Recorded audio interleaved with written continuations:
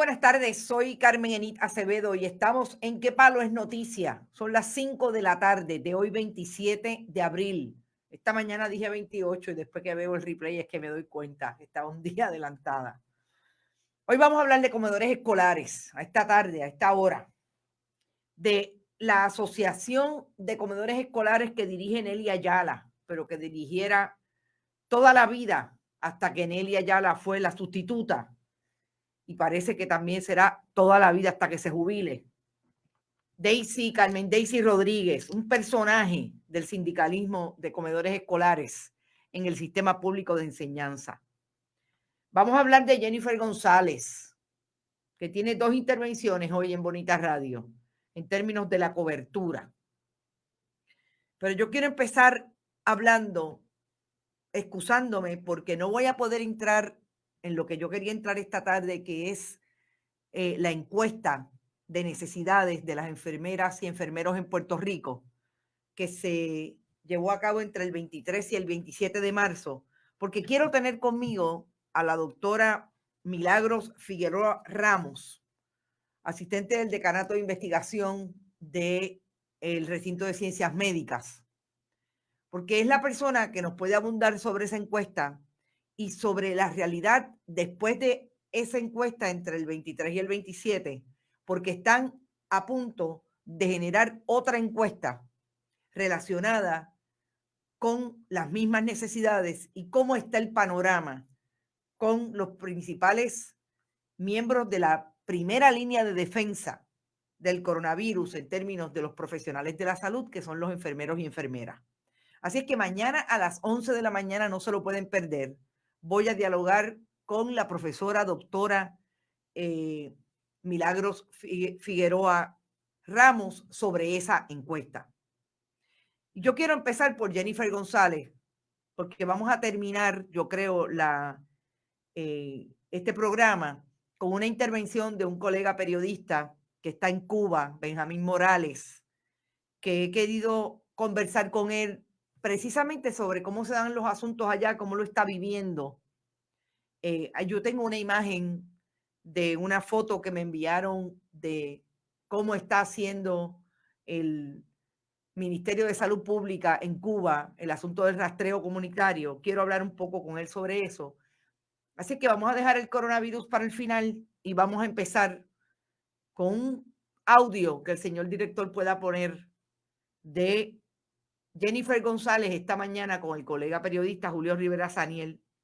Bien breve, pero vamos a escucharlo para partir de ahí, para empezar a hablar, hacer análisis de lo que ha pasado con Jennifer González, que nunca ha querido venir a Bonita Radio, nunca me han contestado más las llamadas.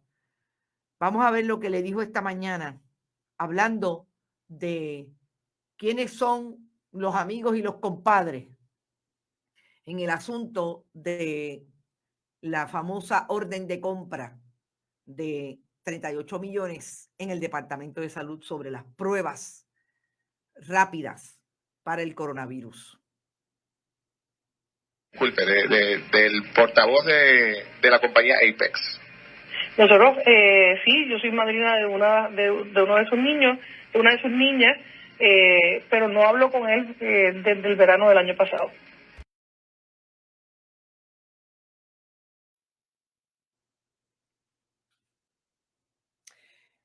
Escucharon a Jennifer González decirle al colega Julio Rivera Saniel que ella es comadre de Juan Maldonado de Jesús, el abogado que fue el que tuvo interés en comprar, en venderle al gobierno de Puerto Rico 1 millón de pruebas rápidas a razón de $38 cada una, por lo cual se generó una orden de compra de 38 millones. Las vistas aparentemente terminaron el viernes porque ya estoy escuchando a Rodríguez Aguiló diciendo que hay hallazgos fundamentales en la investigación de la legislatura. No nos han dicho si han terminado, pero ese tweet hace un rato de Rodríguez Aguiló me da la impresión de que por ahí vienen los tiros porque ya está hablando de hallazgos.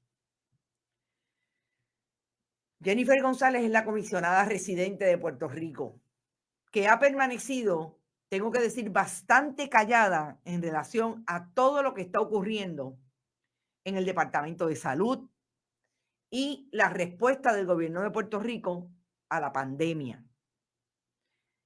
Y fíjense qué casualidad que Jennifer González dice que no sabe de Juan Maldonado de Jesús desde el verano del 19.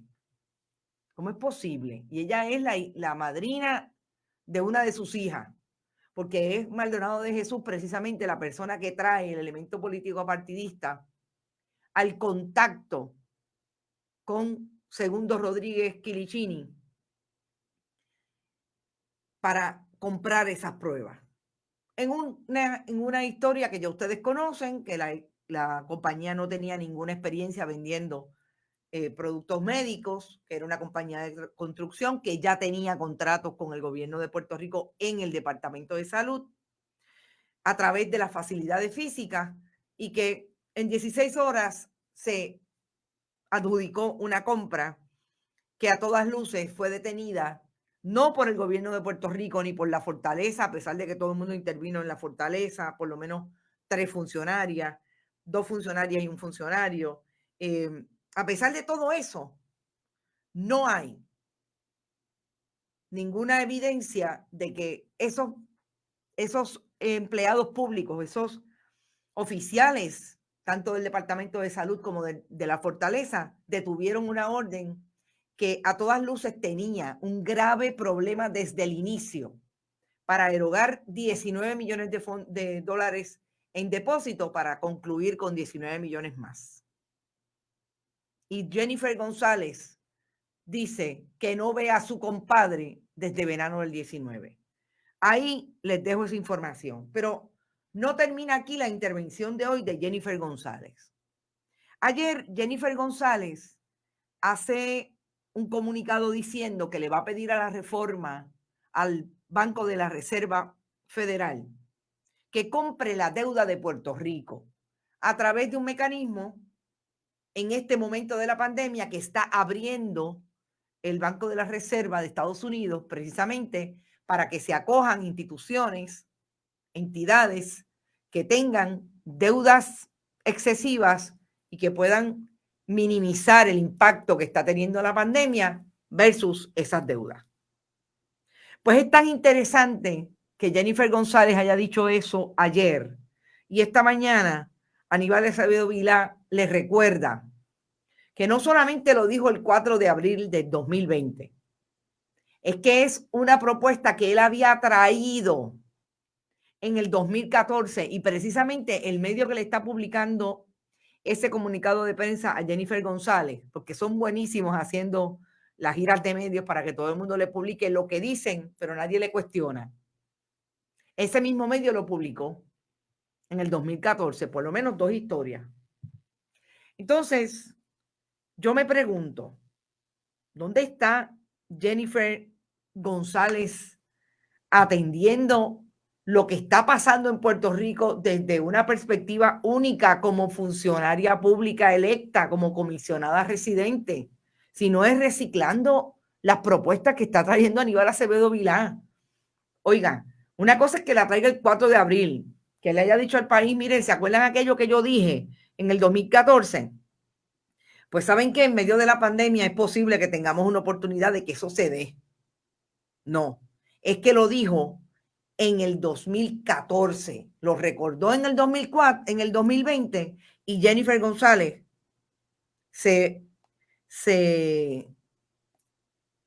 eso le llaman en buen periodismo un refrito, lo hace un refrito suyo. Específicamente, ¿qué fue lo que dijo Aníbal Acevedo Vilá? El pasado 3 de abril insistió nuevamente en la viabilidad de la propuesta porque el Banco de la Reserva Federal anunció que estaría adquiriendo deuda de entidades privadas para evitar el colapso de la economía. Legítimo. En ese contexto, presenté como parte de un plan de revitalización de la economía que se solicitará al banco comprar o garantizar toda o parte de la deuda de Puerto Rico. Hace una recomendación específica a la Junta de Control Fiscal que haga uso de los fondos separados para el pago de la deuda pública, en crear un paquete de respuesta económica que haga contrapeso a los estragos económicos que ha dejado el coronavirus. Todos estos pasos se pueden dar desde ya, ahora, para que cuando salgamos de la crisis hayamos avanzado en soluciones para atender la grave situación económica en que estarán millones de personas, cientos de empresas y miles de pequeños y medianos comerciantes. Y nada más y nada menos que Jennifer González, cuando lo anuncia ayer, dice, ya le dijimos a la Junta. ¿Ustedes saben cuándo se lo dijo a la Junta? Supuestamente, Jennifer González dice que el pasado 9 de abril le dijo a la Junta, y a FAF ya le pidió y le escribió al Banco de la Reserva Federal. ¿Por qué no podemos ser honestos en el ejercicio de la política? ¿Por qué no decir, me comió los dulces Aníbal Acevedo Vilá? Lo dijo en el 2014, lo dijo nuevamente el 3 de abril y yo he tenido que acoger esa propuesta y vamos juntos a Washington. No, porque primero es el partido, primero es mi candidatura a la comisaría residente, al país en un momento no solamente de crisis económica que venimos arrastrando hace 10, 15 años, en un momento de pandemia en que tenemos más crisis económica y que se va a poner peor la situación. Yo creo que si no es importante, es urgente que nuestro país siga entendiendo, y por eso yo insisto, ponlo en la nevera, quiénes son los que están disponibles para limitarse al servicio público en este o en cualquier otro momento versus en limitarse a que sea mi posición político partidista, mi interés en llegar y seguir siendo y seguir mamando de esa teta, como dirían en country, porque la verdad es que yo no sé cómo se atreven algunos políticos a decir que Puerto Rico tiene un problema de cuponeo, cuando realmente, cuando uno ve estas expresiones, cuando uno ve cómo se comportan en el discurso público, son otros los que son parásitos y son otros los que cuponean. Así es que, por un lado, eso quería con Jennifer González. Vamos a comedores escolares. Yo he seguido la controversia de los comedores escolares desde el día 1 y tengo que confesar que no había entrado en ella porque quería tener información de qué está pasando con la Asociación de Comedores Escolares, porque la Asociación de Comedores Escolares siempre he recordado que son un sindicato, que es medio sindicato, pero no es sindicato, realmente se plegan al sindicato de comedores escolares de Estados Unidos y han sido bien vocales.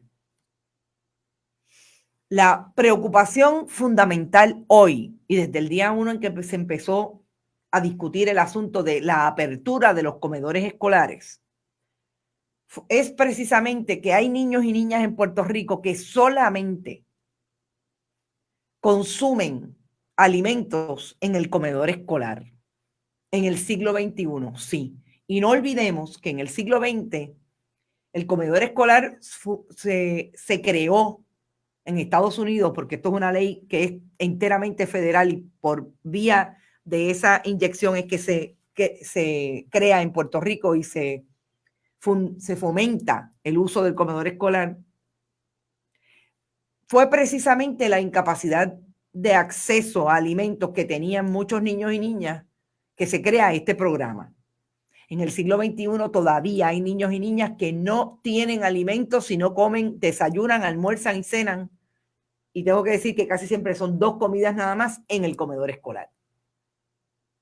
Así que habría sido lógico que en Puerto Rico activaran los comedores escolares como se hizo en Estados Unidos. Había habido como una timidez de parte de Nelly Ayala, que es la presidenta de la Asociación de Comedores Escolares, de hablar sobre este asunto.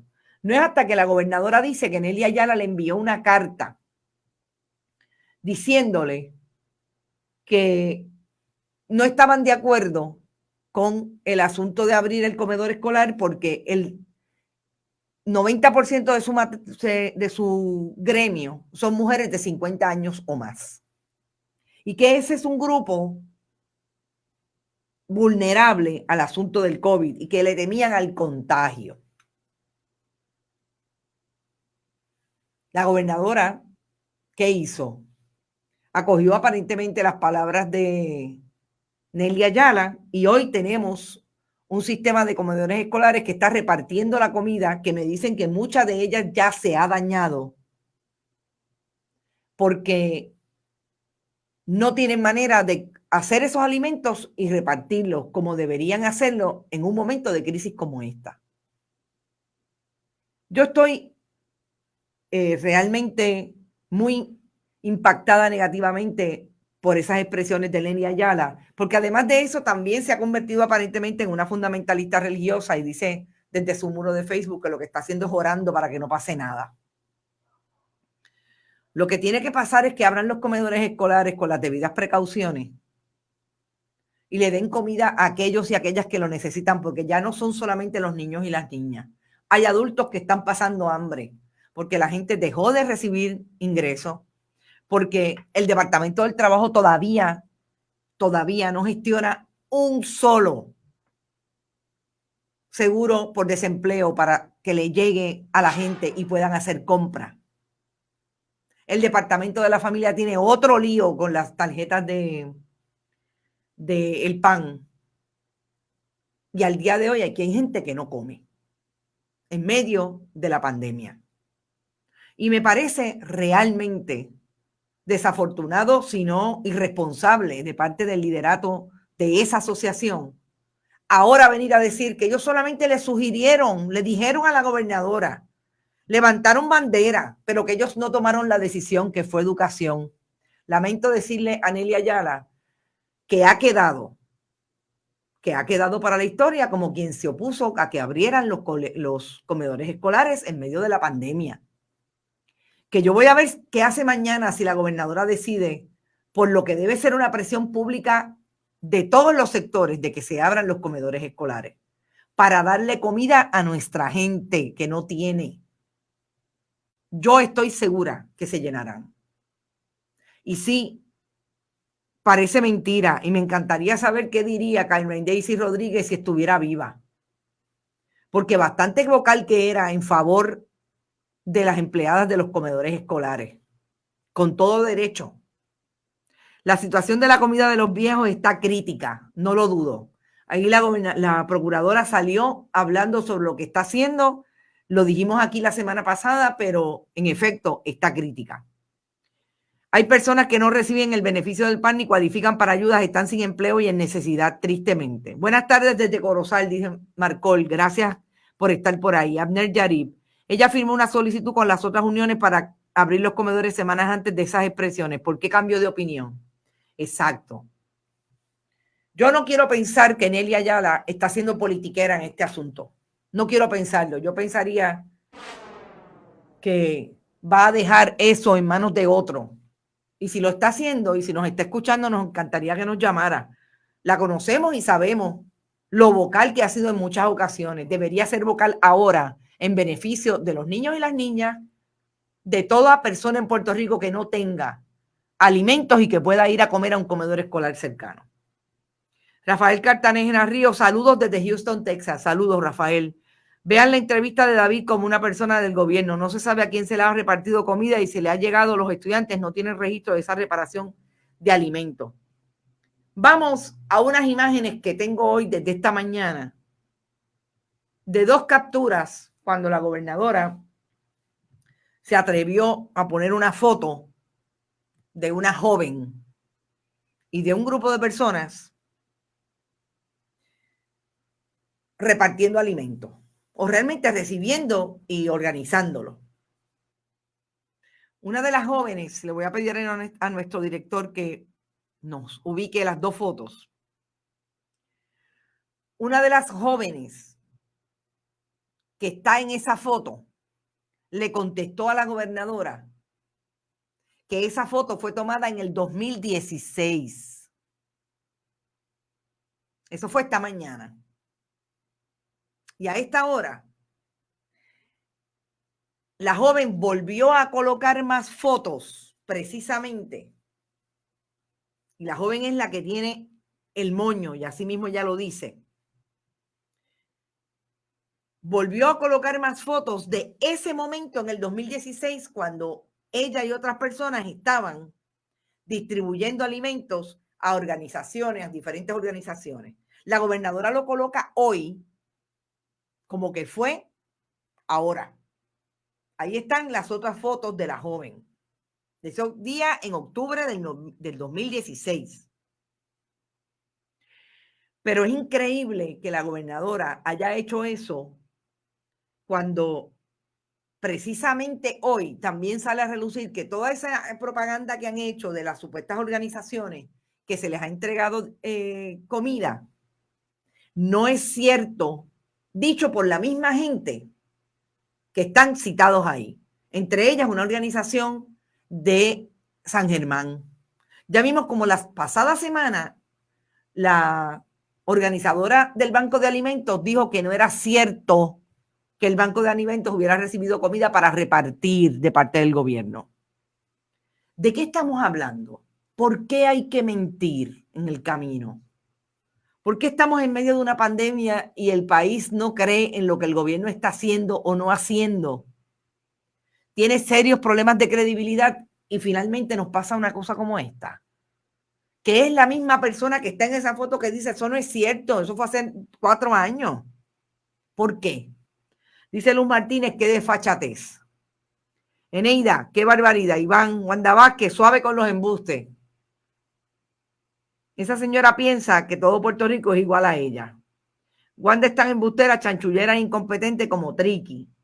Omaira Pastrana, quieren decir que entregaron comidas y quedar bien, pero finalmente la verdad sale a la luz. Es que ese es el detalle. Iona, increíble, usando imágenes de jóvenes honestos, siendo ella tan absurdamente embustera. Mienten porque son mentirosos compulsivos, dice Luz Carmen Mercado, porque yo soy partidaria que abran los comedores escolares y se entreguen en los autos. Si puede haber un servicarro, no tienen que ser las bandejas que señalamos en esa foto, como casi siempre trabajan, como siempre trabajan los comedores escolares. Puede ser un servicarro. Casi todas las escuelas tienen un área bien apartada donde está el comedor escolar, que abran en el portón, y el que no pueda pasar con su carro, que haga una fila ahí, distancia, pero si lo estamos haciendo en todos lados. Pero la gente come. Wanda es una irrespetuosa con todo. Yo no la respeto para nada, dice Mari Miro. Saludos, Mari. Hace tiempo que no venías por ahí. Ver Franco, doña Wanda va a terminar como Pinocho el paso que va. Carmen Mercado, en platos bueno, los platos de phone esperemos que no, porque eso es llevar y punto, así de fácil. Bueno, y si hay que usarlo en este momento en phone, manejamos el asunto del ambiente y vemos cómo se disponen de ellos, pero sí, yo estoy de acuerdo. Pero usted sabe lo más grande, que Carmen Yulín Cruz, creyendo en que la foto de la gobernadora era cierta, le llama la atención a que todas las personas que están en esa foto no tienen protección de mascarillas y guantes. Porque es que uno pensaría que la gobernadora está diciendo la verdad. ¿Cómo uno va a pensar que la gobernadora está poniendo una foto de hace 4 años? Así es como estamos. Magda Camacho, acá en Texas es por Servicarro. Saludos, Magda, qué bueno que estás por ahí, la diáspora presente. Sí, lo sabemos, desde el día 1, los comedores escolares del Sistema Público de Educación de Estados Unidos se activaron y es por Servicarro. Ese es el panorama hasta ahora. Yo realmente no sé qué más pensar en términos de la comunicación política y del gobierno de Puerto Rico en estos días. Porque parecería que hoy lo hemos visto todo, pero no, al otro día nos sorprenden con algo más. Pero el asunto de las mentiras me parece terrible. Fíjense que hace 2 semanas vimos a un empleado de la Autoridad de Energía Eléctrica utilizar la red social Twitter para un mensaje fundamentalista religioso y de apoyo a la gobernadora en su candidatura, y nada ha pasado. A nosotros ni nos contestaron las llamadas de qué pasó con esa cuenta.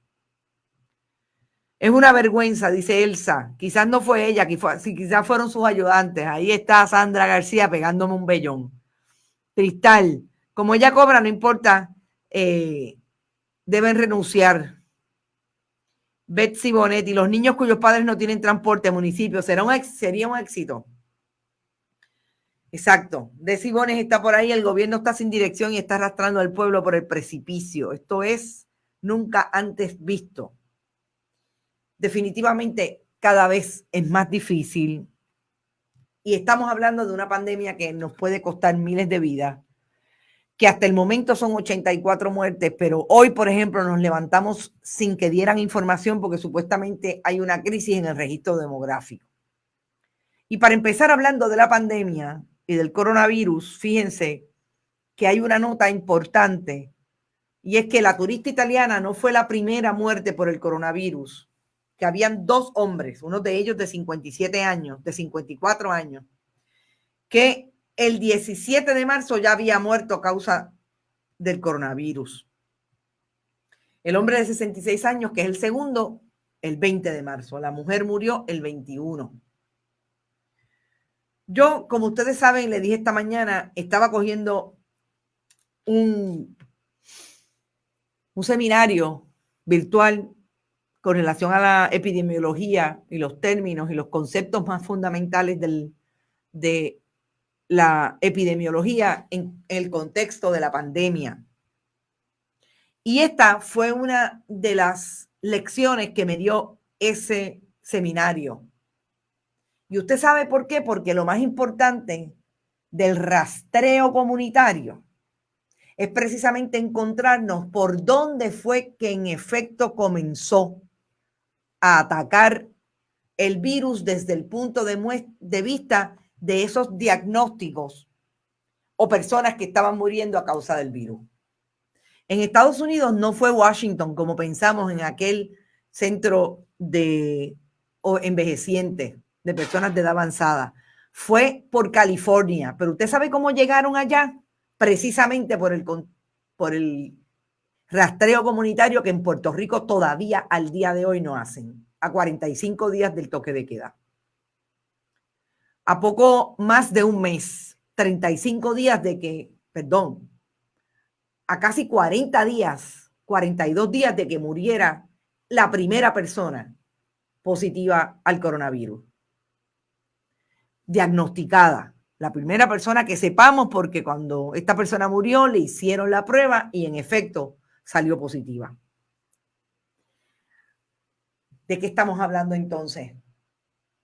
No me lo dijo Anthony Fauci, porque no he podido coger ese seminario con él.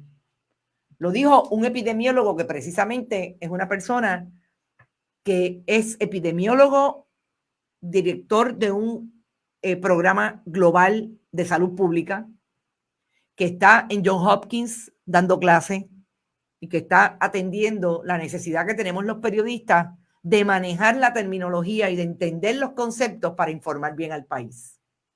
Y el secretario de Salud nos dice todavía que no ha cuadrado lo del rastreo comunitario. Y los números siguen pareciendo como que no los tienen, pero sobre todo lo más crítico, insistía hoy Castillo, el doctor Castillo, de este seminario, Castillo Salgado, que precisamente son las pruebas los que nos van a dejar saber el rastreo comunitario y la mitigación, lo que nos van a dejar saber cuándo vamos a poder levantar los toques de queda. Y que ese toque de queda o lo que él le llama las medidas de contención del virus no pueden levantarse sino hasta que empiecen a bajar los casos de positivos 14 o 15 días más tarde de que eso ocurra. Ustedes me dirán si en Puerto Rico estamos listos para eso. Pero ya el grupo asesor científico dijo que habían unas medidas que hacer que se podían tomar con relación a ciertas empresas. Creo que ese documento insiste en que hay unas medidas que la medida en términos generales no se debe levantar, pero sí empezar escalonadamente a reabrir la economía. Veremos a ver en qué nos da eso. Vamos a ver si ahora, hablando de COVID, podemos hablar con el colega. Que habían unas medidas que hacer. El colega Benjamín Morales, importante para poder precisamente desde el punto de vista de lo que está pasando en la hermana Cuba. Sí, empezar escalonadamente a reabrir la economía. Vamos a ver. Perdonen un poco el... Ahora, hablando de COVID, podemos hablar con el colega. Estimado señor Benjamín Morales, ¿usted está por ahí? Benjamín Morales. ¿Cómo estás? Yo estoy muy bien. Voy a hablar contigo. Aquí puede tener un poquito de crisis por el asunto del lip sync. De hecho, voy a buscarte por otro lado, voy a enganchar y te voy a llamar por el celular para no perder la comunicación contigo porque te estoy escuchando bien. Te llamo por el celular. Bueno, estamos ya a punto de estar con Benjamín. Ya escucharon que sí, que el colega está disponible. Y yo quiero hablar con Benjamín porque me parece que sigue siendo importante que Puerto Rico se vea más allá de sus aguas. Y el Caribe nos une. ¿Aló? Aquí está el colega periodista. Buenas tardes, Benjamín. Buenas tardes, Carmen, a ti a tu audiencia, ¿cómo andas? Bueno, estamos aquí hablando de todo un poco y empezando a hablar del asunto de coronavirus en Puerto Rico. Se me ocurre que hablar contigo sobre lo que está pasando en Cuba, empecemos por un tema que en Puerto Rico ha sido crítico, y es el asunto del rastreo comunitario. ¿Cómo están viviendo allá lo que es tan importante para esta pandemia como es el rastreo comunitario? Mira, yo creo que esa pregunta es determinante porque yo creo que ahí es que está la diferencia sustancial cuando se tiene un modelo de salud universal, ¿verdad? Y público, que en muchas maneras puede ser ineficiente, pero igual en otras puede ser muy eficiente y en este caso es positivo. Cuba, en el término del rastreo de casos, ha hecho un esfuerzo extraordinario, hay que decirlo así. Ha lanzado a miles de estudiantes de medicina a hacer trabajo de pesquisaje, como le llaman aquí.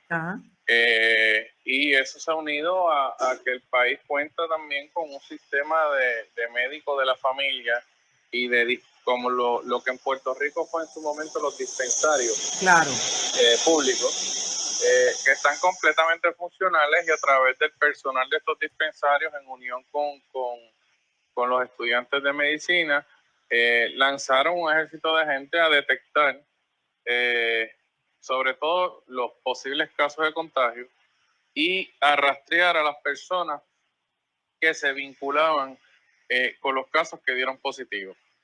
Entonces eso ha permitido ir como recolectando, por así llamarlo, a las potenciales personas que se pueden enfermar, aislarlas en unos centros de aislamiento y los que dan positivos, pues llevarlos a hospitales para tratamiento. Entonces eso le ha permitido mantener la enfermedad en un relativo control, ¿verdad? Dentro de lo que es una emergencia como esta, ¿verdad? Y ellos siguen operando. Ellos han dividido la emergencia en 3 fases. Una primera fase de contagios, como llamaron ellos, foráneos, en que los casos eran gente que vinieron de fuera y a su vez contagiaron a gente que estaban en la isla.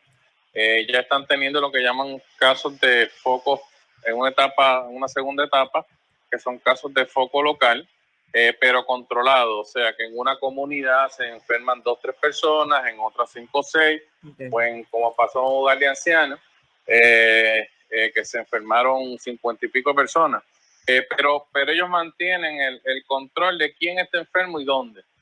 Entonces han podido aislar también, basado en eso, a ciertas comunidades cuando tienen más de 10, 12 casos.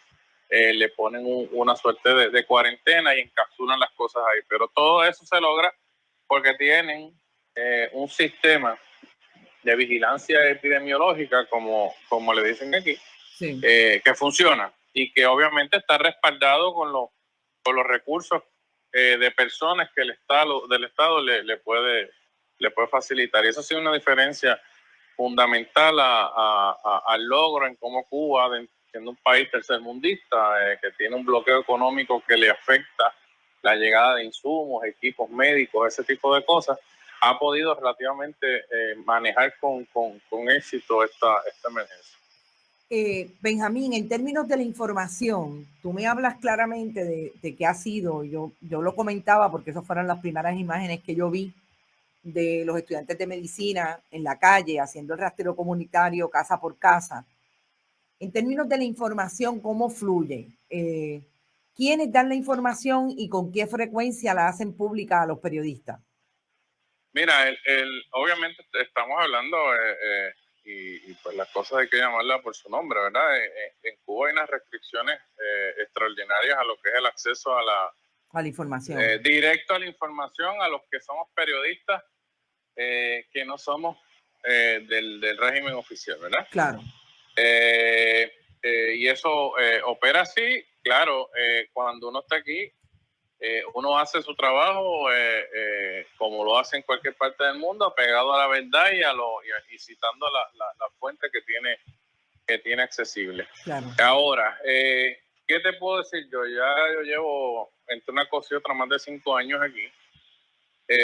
Y uno aprende a leer el país, uno aprende a leer ¿verdad? Las características del sistema y cómo se mueve la información. Y yo te tengo que decir con total tranquilidad que la información en esta emergencia ha fluido de una manera que a mí me ha sorprendido mucho. Okay. En términos de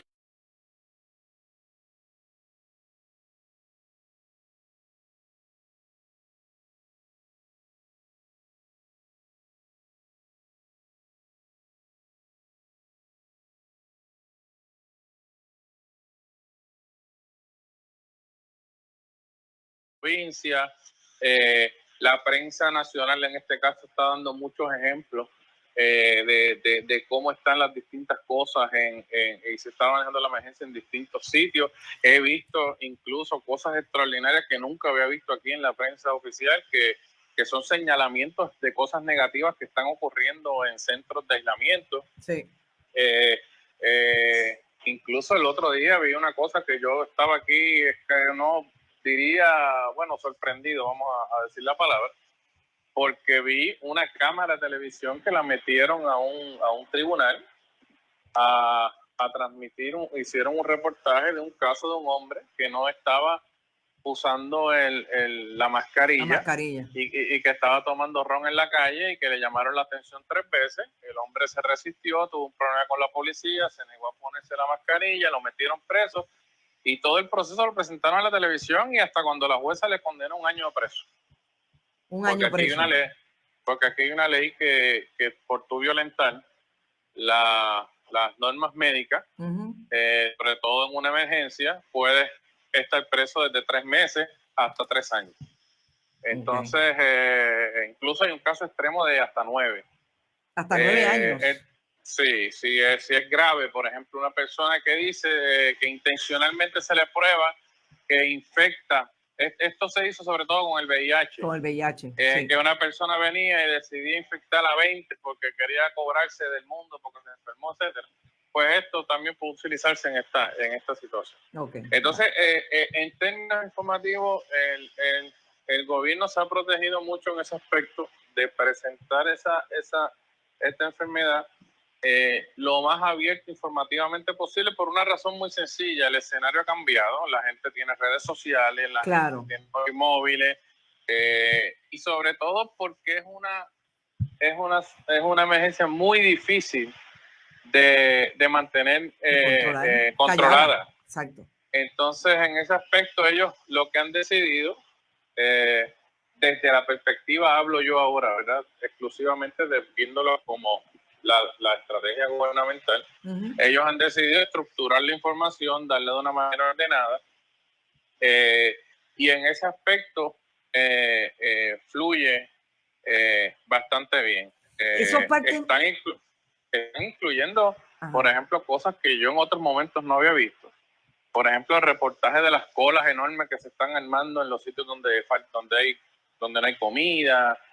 O sea, que hay incluso una visión que el mismo presidente nuevo, Díaz-Canel, había estado tratando de empujar desde hace 2 años para acá y que no se había como cuajado. Ajá.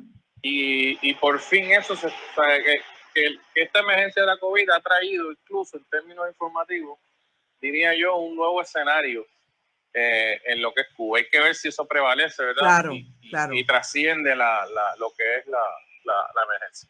En términos de ese parte médico que tú me dices, ¿lo hacen a nivel virtual, en conferencia de prensa? ¿Cuál es el mecanismo para informar? Hay un vocero del Ministerio de Salud, que es el jefe de epidemiología, sí, es el epidemiólogo del Estado en Puerto Rico, que se llama Francisco Durán García, una persona que es una eminencia en ese campo en América Latina y en la región. Él todos los días a las 11 de la mañana se presenta al Centro de Prensa Internacional y desde ahí da una conferencia de prensa que es dada por la televisión y por medios virtuales. ¿Qué pasó? En un principio, esa conferencia de prensa era abierta, íbamos todos los medios, tanto los nacionales como los que estamos acreditados aquí del extranjero. ¿Qué ocurrió? Y esto es un punto que ¿verdad? Te lo converso porque he leído muchos disparates por ahí en las redes sociales y quiero dar un poco de contexto. Ahora mismo esta persona está sola en un salón con un camarógrafo y un moderador, o sea, es un salón cerrado.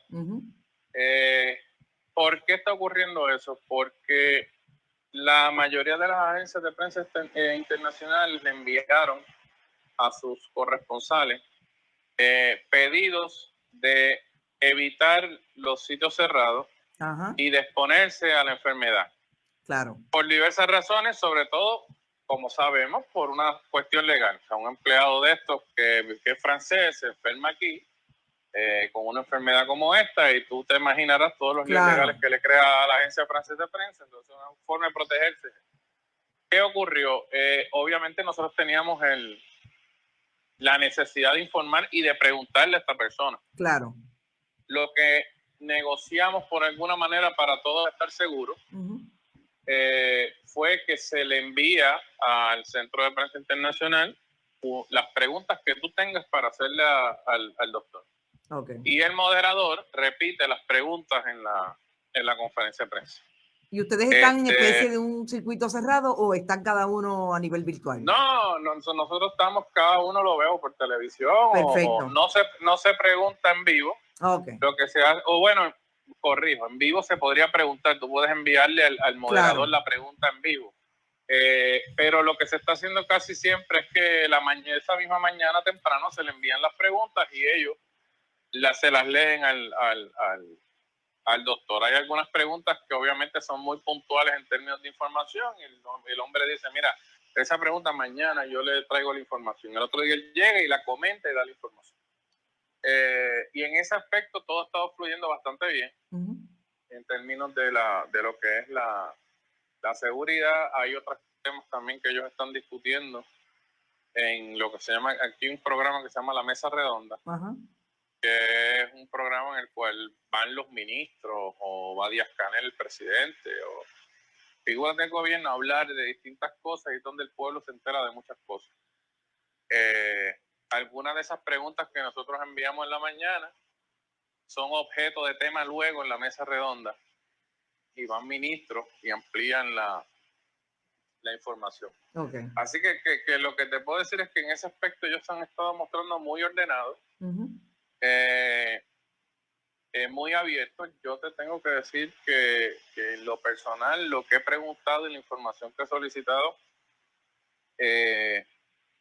para lo que ha sido Cuba desde que yo estoy aquí, en el caso de la emergencia ha fluido mucho más rápido y con mucha más claridad que en otras ocasiones con otro tipo de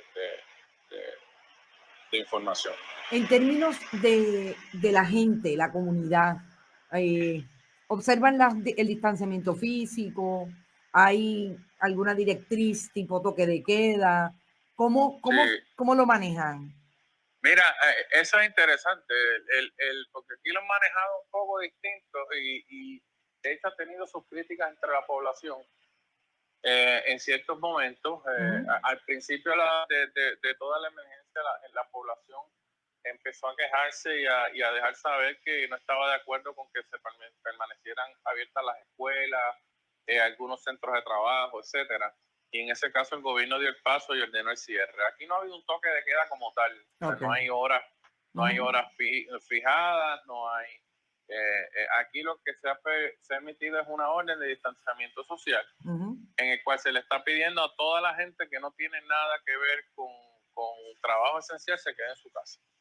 Entonces están trabajando los bancos, están trabajando las tiendas estatales, que son las tiendas estatales que venden alimentos.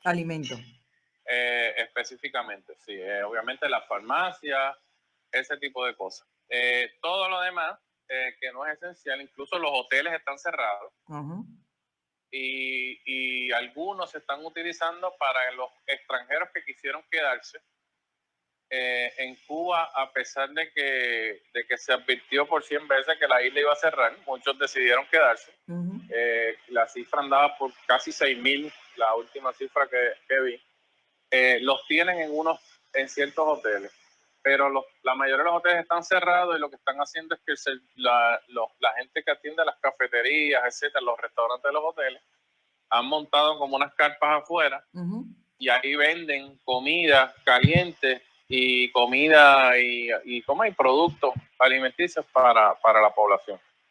¿Qué pasa? El desafío principal, yo te puedo decir, se eliminó el transporte, que eso es importantísimo. El transporte público. El transporte público se eliminó, incluso entre las provincias. Solamente se está utilizando transporte público para la gente que está trabajando en los puntos estos esenciales que el gobierno ha determinado. Entonces, en ese aspecto yo te diría que hay un gran respeto hasta ahora. O sea, las calles de La Habana, que suelen ser muy llenas de gente, mucha gente caminando, mucho tráfico, ¿verdad? Están muy tranquilas. Eso no significa que no hay gente en la calle. Sí hay gente en la calle y el problema fundamental que hay es el de los suministros. Los suministros, sí. De todo tipo, alimentos. De todo tipo, alimentos, servicios esenciales, productos esenciales de limpieza, de todo tipo. Ya este es un país que por sus características, ¿verdad? En términos de lo que es el bloqueo embargo económico, más las características de un sistema socialista, tenía de por sí un problema de suministros importantes. Obviamente toda esta crisis lo ha acentuado. Entonces, la gente está pasando mucho trabajo, haciendo filas en las tiendas. Hay muchos problemas de acaparadores, gente que duerme literalmente en las puertas de las tiendas, hacer los primeros turnos para entrar y llevarse todo lo que puede. Y entonces después revenderlo. Eso está provocando que mucha más gente de la que se quisiera esté en la calle, exponiéndose. Para eso el gobierno ha tomado unas medidas, es que en ciertos puntos la policía va, y aquí hay una norma bien importante que me salté, que es que todo el mundo que salga a la calle tiene que tener protector, mascarilla. ¿Y esa mascarilla, el Estado la está distribuyendo o se las están inventando? A mucha gente se la está inventando. El Estado puso en farmacias, en ciertos puntos puso para la venta. Pero mucha gente también, hay un caso espectacular, por ejemplo, Ana Fidelia Quirós, la campeona mundial de atletismo. Ella le gusta coser y la señora se hizo 100 mascarillas de esas y se las repartió a los vecinos. De esos casos hay muchos y eso es una de las cosas que se da bastante todavía en Cuba, ese sentido de la vida en comunidad. Entonces, esa mascarilla es obligatoria. Y si yo he visto en muchos casos gente que va caminando sin la mascarilla y se para el policía y le dice, o te la pones o te llevo preso. Entonces eso es compulsorio. Entonces, los policías están tratando de organizar las filas las afuera de las tiendas, que haya por lo menos 1 metro de distancia entre cada persona. Pero eso es muy difícil. O sea, a la hora de la verdad, sobre todo con nosotros los caribeños, que nos gusta hablar, que nos gusta tocarnos, que nos gusta el manoseo, que nos gusta el vacilón, que somos desordenados por naturaleza. Y sobre todo que a la hora que abren la puerta de la tienda se arma el lío como en cualquier sitio. Entonces, ahí en realidad es donde está el mayor problema. El reto. Porque el Estado no tiene tampoco, como diría yo, ningún gobierno en el mundo, de tener la capacidad de distribuir una compra casa por casa, ¿entiendes? Entonces, ahí ha estado el desafío principal que han tenido en controlar eso. Y por eso hay más gente en la calle de lo que se quisiera. En términos de los profesionales de primera línea de defensa, policía, médicos, enfermeras, enfermeros, profesionales de la salud relacionados, los que están en los hospitales, incluidos los de mantenimiento, ¿han habido bajas en ese grupo? Sí, mira, en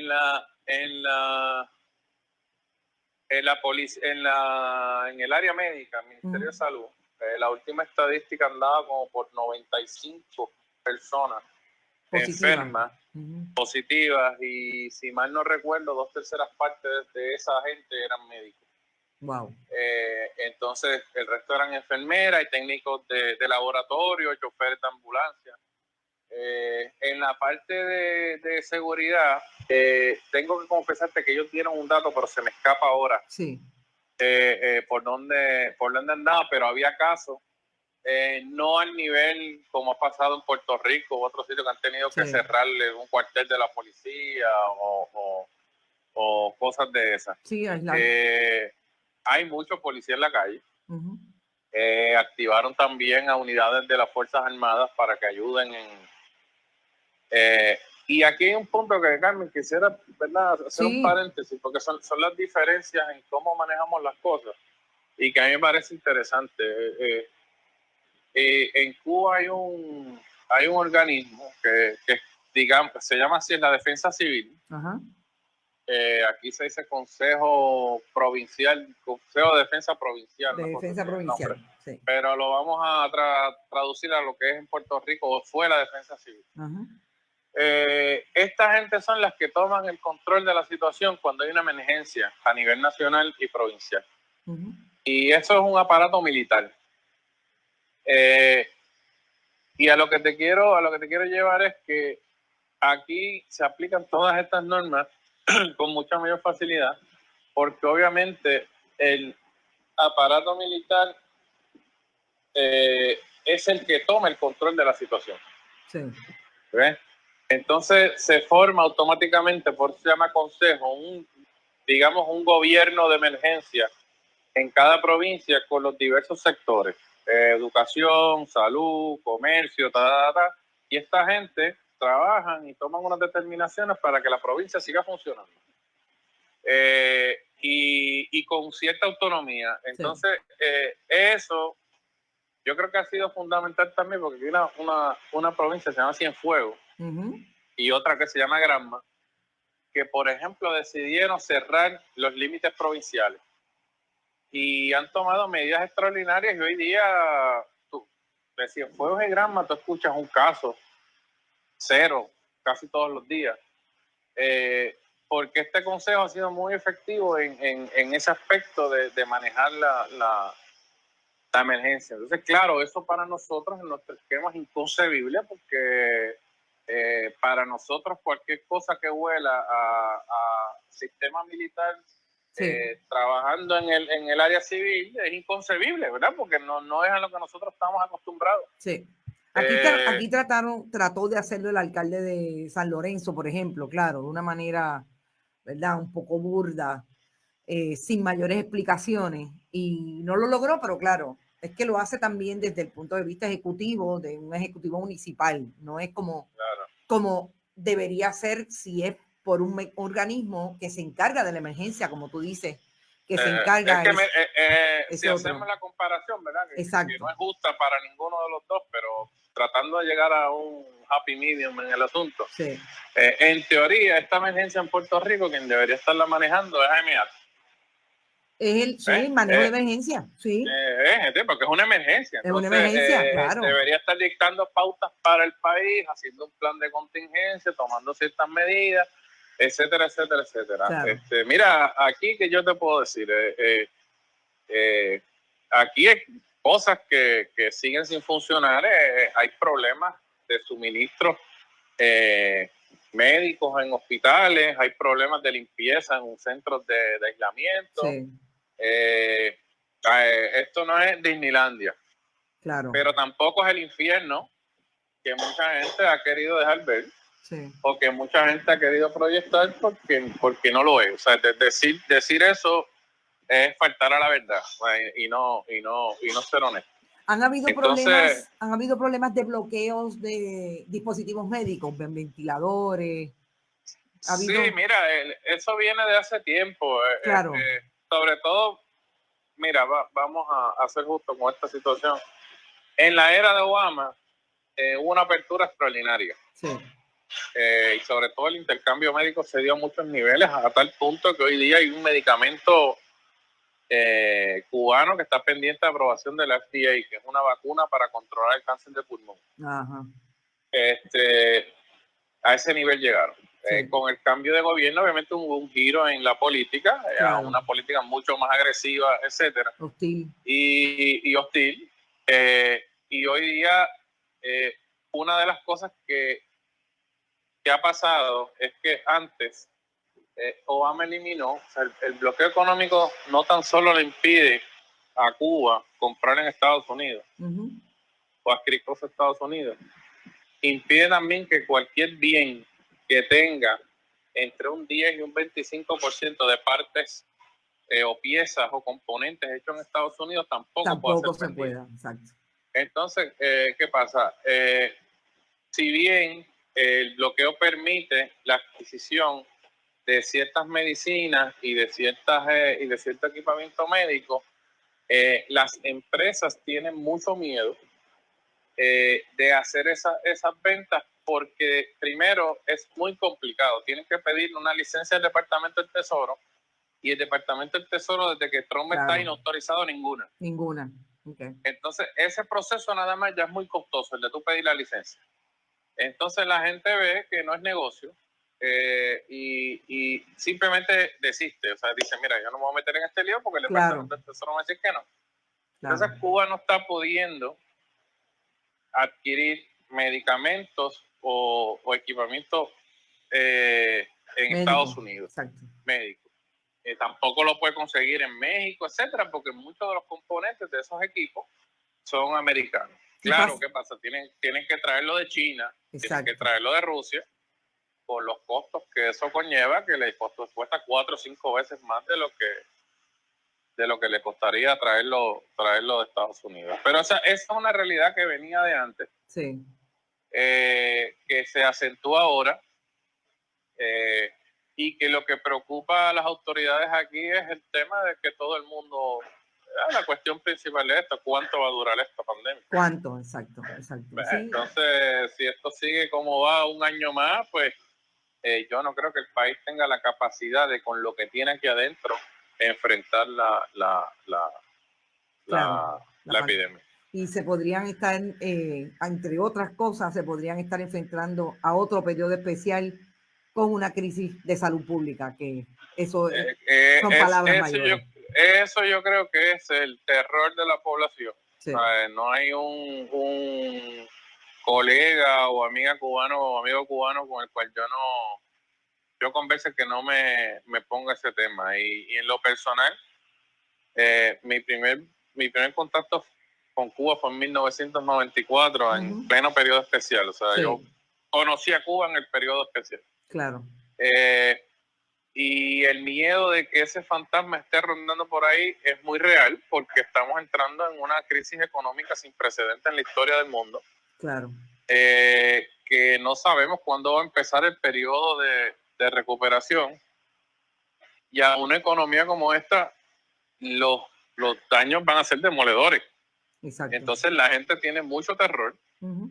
El gobierno está enfatizando mucho en tratar de seguir produciendo alimentos, como la producción de alimentos y de medicamentos, como lo más importante ahora mismo en la isla. O sea, para que tengas idea, sí, se detuvieron todas las inversiones en turismo, uh-huh, se detuvieron las inversiones en infraestructura, todo lo que no tiene que ver con producir medicamentos o producir alimentos en Cuba ahora mismo está detenido. Todo está en función de eso. En función, claro que es la prioridad. Porque es la prioridad y es hacia donde va el tema, ¿sabes? Claro. Todos los países van a enfrentar problemas de escasez de alimentos, van a enfrentar problemas de desempleo, claro, va a haber mucha gente que va a perder sus trabajos, y obviamente eso va a plantear un desafío global en términos de, claro, de cómo se recompone, ¿verdad? Todo el sistema económico este.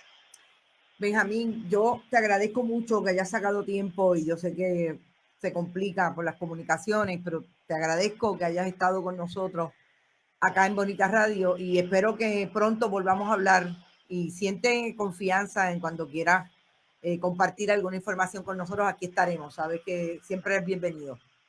Gracias, y aquí a la orden siempre que guste, y un saludo a la gente en Puerto Rico, y sobre todo un mensaje desde la lección que tengo viendo esto desde afuera, uh-huh, y estando en un país distinto. Mucho cuidado con cómo se abre el, sí, país a la normalización, porque esto no se ha acabado, esto está empezando, y flexibilizar todo esto antes de tiempo podría ser peor. Claro. Entonces hay que salvar la vida de la gente primero antes que cualquier otra cosa. Mil gracias por eso, y así será. Gracias un montón por estar por acá. Abrazo. Sí. Escucharon al colega periodista Benjamín Morales, amigo de muchos años, de muchas historias. Ustedes comentaron, les agradezco las gracias. Ese es el tipo de proyecto, este es el tipo de información que queremos traer. Las diferencias con Cuba, el tema cubano, siempre levanta miles de ronchas. Yo soy de las que creo que yo prefiero escucharlo todo y después sentarme y hacer análisis de lo que ocurre. Este no es el caso. Las diferencias con Cuba las tengo, y soy de las críticas. Hace unas semanas alguien me llamó la atención porque yo puse en mi muro personal de Facebook, puse una historia de una persona que es un hombre de derecha del exilio cubano. Y era algo relacionado con Lezama Lima, uno de mis escritores favoritos cubanos. Y yo le planteé que independientemente de que el foco de la información, que tiene que ver con una Paradixo, una de las novelas emblemáticas de Lezama Lima, independientemente de que fuera esa persona que producía la información, me parece que era valiosa y yo lo traía.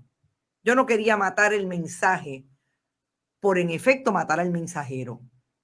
A ese nivel de crítica yo puedo ser con el asunto cubano, y reconozco unas y otras cosas. Pero yo creo que Puerto Rico ha estado inmerso en toda su historia en la invisibilidad del Caribe.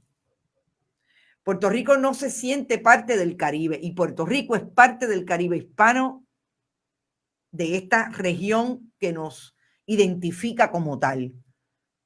Y eso que hablaba Benjamín, de que lo más difícil era que la gente no hablara en la fila y no se pegara y no se tocara, me pareció estarnos viendo una fila de conos en Puerto Rico. Así somos los caribeños.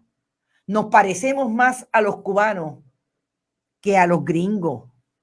No tenemos nada que buscar de una persona blanca de Estados Unidos, incluso de una persona negra de Estados Unidos o de cualquier otra demografía de ese país.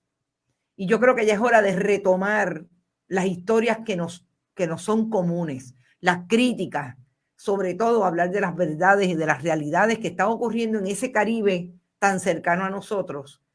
Y en el momento de la pandemia es importante además. Ojalá tuviera yo un colega periodista o una persona que llamar de Santa Cruz, de San Tomás, de las Islas Británicas, de las Islas Francesas, porque nosotros somos parte del Caribe. Por eso he querido hablar con Benjamín. Interesante lo que plantea de la información. Fíjense que en Puerto Rico nosotros no tenemos un componente ni médico ni gubernamental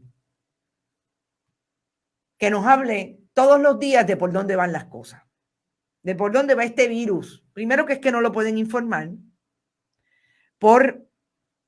porque no tienen los datos, porque no hacen rastreo comunitario, porque ya sabemos por dónde van las estadísticas, etcétera. Y segundo, porque yo creo que no tienen la menor idea de cómo hacer eso, de cómo sentarse y decir, pues mira, vamos a hacer una conferencia en un lugar donde esté la persona que va a dar la información, en este caso el secretario de Salud, la propia gobernadora si quisiera, pero con los datos, con la información. No es que si nos van a llenar el bolsillo o nos van a dar 1.200 hoy y 500 mañana, no. Es cuando la gente va a comer en comedores escolares, es cuando van a hacer el rastreo comunitario, que cuando llegaron a San Juan, el rastreo comunitario de San Juan dice esto, y aislamos a esta gente, y la mitigación va a ser esta. Esa es la información que el país quiere. Me parece genial, con la honestidad intelectual que le confiero totalmente a mi amigo Benjamín Morales, colega periodista, de decir que esta es la primera vez en los años que él está allí, que está viendo una apertura del gobierno cubano a atender el asunto de la información, porque sabido es, y esa es una de mis mayores críticas, además de la violación de derechos humanos, que eso es otro asunto, que yo tengo con el sistema cubano, que es que el control del control es así y no sueltan. Pues mire, es problemático, decía uno de ustedes por ahí, y yo coincido, problemático en medio de una pandemia controlar la información, porque es que eso significa muerte de gente. Así que se tuvieron que abrir. Ojalá tuviéramos en Puerto Rico a alguien que desarrollara un proyecto hacia la comunicación tan bueno como aparentemente está haciendo el de Cuba. La solidaridad, yo le iba a decir a Benjamín, pero no quise interrumpirlo. Esa solidaridad la tenemos nosotros aquí también. Por eso es que yo creo que nosotros vamos por buen camino en términos de mitigar nosotros mismos, de controlar el virus, porque nos hemos quedado en las casas, porque salimos menos, porque tenemos conciencia del asunto del uso de la mascarilla, etcétera. Así es que en ese sentido, a falta de un gobierno, como siempre lo digo, ponlo en la nevera, en este país no hay gobierno, lo que hay es país. Y la gente se ha concientizado y se ha disciplinado. Me parece interesantísima la información que da el compañero en términos del rastreo comunitario. Ya lo habíamos comentado, pero yo estoy segura que en Puerto Rico hay muchos estudiantes de medicina que estarían disponibles para ir a la calle a hacer ese rastreo comunitario. Si son 1.400 positivos, póngale 2.000 positivos. Yo estoy segura que lo harían. ¿Qué pasa? Porque a nadie se le ocurre. Porque a nadie le da un incentivo. Quizás los cubanos no pueden. El gobierno que le dé un incentivo, mira, en este mes te vas a tirar a la calle a hacer el rastreo comunitario con las debidas precauciones y te vamos a dar $600, $700. ¿Por qué no se hace? ¿En qué se van a usar los 2.000 millones? ¿En comprarle la conciencia a la gente para que voten por la gobernadora en la primaria? Veremos. Gracias mil, dice Andy Fonseca. Ramón Pérez, hay que levantar el bloqueo ya para que el país controle la epidemia. Es preocupante. Eso que dice Benjamín del asunto del periodo especial, yo lo viví con amigas cubanas, colegas periodistas, en una conferencia en México en el 1996. Venían del segundo periodo especial. Ese era el segundo. Y realmente era duro verlas y verlos en el momento en que hablaban del periodo especial, porque esa escasez de suministro fue duro, fue un golpe duro para los cubanos. Hoy estamos hablando de que no solamente pueden ser los alimentos, sino también los dispositivos médicos, que son importantes igualmente para salvar vidas. Así que sí, duele que esté pasando. Elsa Gómez dice, excelente colaboración, gracias. Ese bloqueo de Estados Unidos es un crimen en contra de la humanidad, definitivamente, Margarita. Felicitaciones a ambos, gracias, Caribe. Excelente discusión.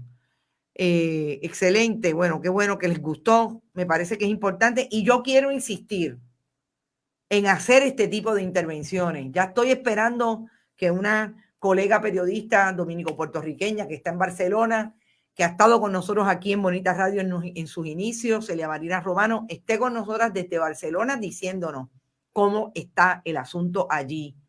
Traer esa información. Puerto Rico no se puede quedar en las 4 esquinas del archipiélago. Puerto Rico tiene que mirar hacia el mundo. Y el mundo no es Estados Unidos, a pesar de que la gobernadora insista de que todo tenemos que mirarlo hacia allá. No, el mundo es el mundo en toda su amplitud. Allá en Cuba el incentivo es la salud de sus compatriotas. Es cierto, Maritza. ¿Qué mejor incentivo que permitirle hacer una especialidad en el país para que no se fugen de la isla? Carmen Mercado, también tienes razón. Y hoy nuestro director nos sorprende con una excelente integración de los comentarios suyos en pantalla. Gracias, David Esperón. Se esmera tanto como yo, como los colaboradores de Bonita. Ahí está Juan Carlos Quintero Herencia, las chicas de Retorcido, mi querido amigo, colaborador y hasta brazo para llorar, mi amigo Rodrigo Otero Goico, que hace los deportes. Créanme, es lo que queremos hacer. Que el gobierno de Puerto Rico deje, y se me pasó, acuérdate que ellos quieren ver a Puerto Rico sin puertorriqueños, Omaira Pastrana. Eso es lo que dicen, pero no los vamos a dejar. No pasará, tanto como esa fue la expresión en tantas marchas en los años 60, cuando el mundo se tiraba a la calle en contra de la militarización y de tanto discrimen y de tanto conflicto político. Nosotros ahora tampoco los vamos a dejar pasar. No pasarán. El pueblo vencerá. Éxito. Mañana es otro día. Son las 6:13. Me fui como por 13 minutos. Recuerden que estamos en bonitasradio.net. Los que puedan donar por ahí. Ya tenemos buenas noticias de la fundación para donde vamos a trasladar todos los donativos, pero nos va a tomar por lo menos una semana o 2 más en lo que podemos hacer el anuncio a través de las redes sociales y ustedes pueden empezar a donar por ahí los que puedan y quieran. Importante, bonitasradio.net. Después vayan a YouTube, se suscriben, compartan este programa bien bueno que nos ha quedado con la participación del colega Benjamín Morales. Éxito, iVoox y iTunes, allí están los podcasts. Mañana a las 11, no se olvide, tengo la entrevista con la doctora Milagro Figueroa sobre la encuesta de necesidades a los enfermeros y enfermeras.